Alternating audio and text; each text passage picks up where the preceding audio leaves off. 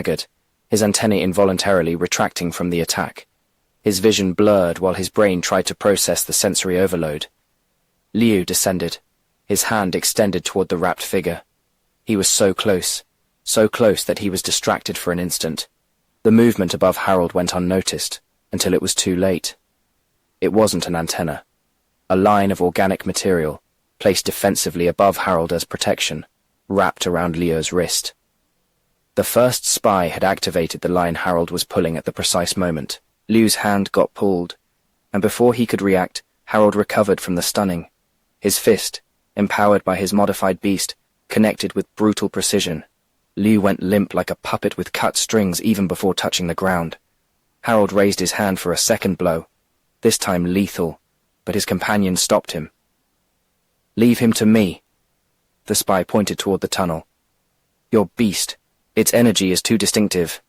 If someone's tracking, they'll detect you first. Enter the tunnel now." Harold barely had time to consider his companion's suggestion when his antennae caught a new presence. The vibrations his mole detected in the stairs were unmistakable. Someone was approaching. "Shit," he hissed, his centipede extending its antennae to evaluate the threat. "Hurry!" His spy companion acted efficiently, wrapping Liu's unconscious body in the protective cover with precise movements. The sensation intensified. Whoever was coming was moving fast. "Inside," Harold urged, while his companion carried Liu toward the hidden hole. They slipped through the opening just as the footsteps reached the storage level. The entrance disappeared under a layer of material. "Take her." Harold passed Luna's unconscious body to his companion. "I need my hands free." Without waiting for a response, he positioned himself at the tunnel's front.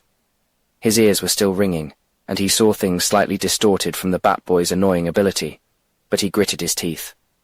The centipede extended its ethereal antenna through the rock, searching. "There are 2 possible entrances in the upper part," he murmured while beginning to excavate. "The antennae can sense them, but we need to reach the closest one before." A vibration came from the direction they'd come from.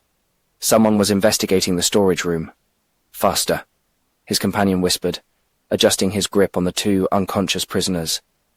Harold didn't respond, focused on creating a perfect tunnel, while the centipede constantly scanned the surrounding area. The antennae caught one of the entrances more clearly. It was close, very close. The mana emanating from it had a pattern very similar to what he'd been trained to look for in the ruins. "This way?" Harold turned slightly right. "I can feel an entrance. If we can reach it before they track our mana." His companion followed in silence. The tunnel extended behind them, serpentining through the rock like an invisible scar. Harold knew they would eventually find it.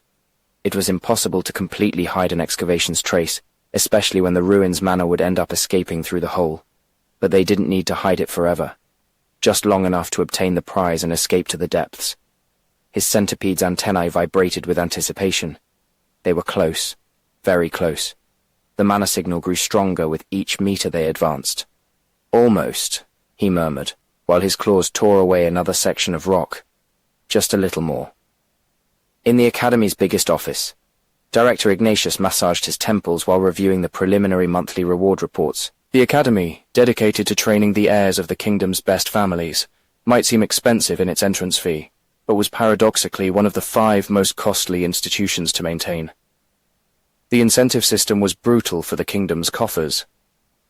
The top 5, the so-called platinum students, though none actually had a beast of that rank, received a daily support of 10,000 crystals, totaling 1,800,000 per semester, almost 2 million per semester for each one, but they justified it with their extraordinary results.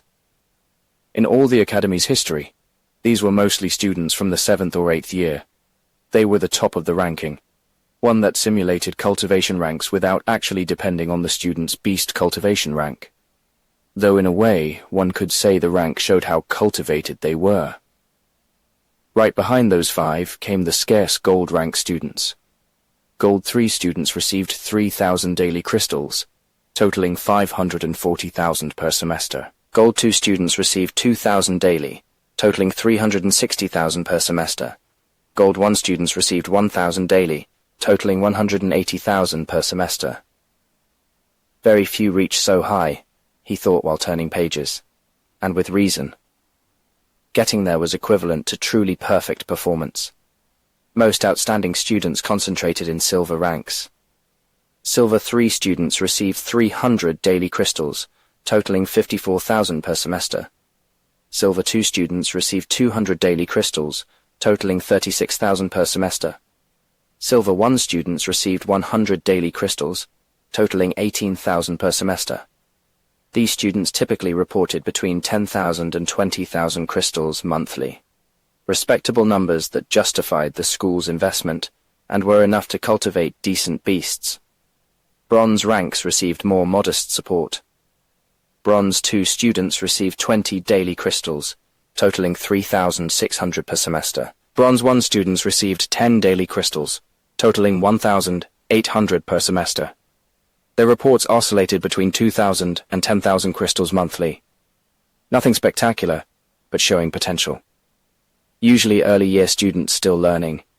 Enough for initial cultivations, but not so much that they'd be content, still incentivized to improve their ranks. And finally, iron rank students, the new ones.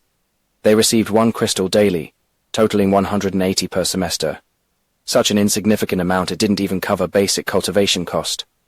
Their reports were predictably low, with the occasional prodigy maybe reaching 10,000 crystals in gathering trip months.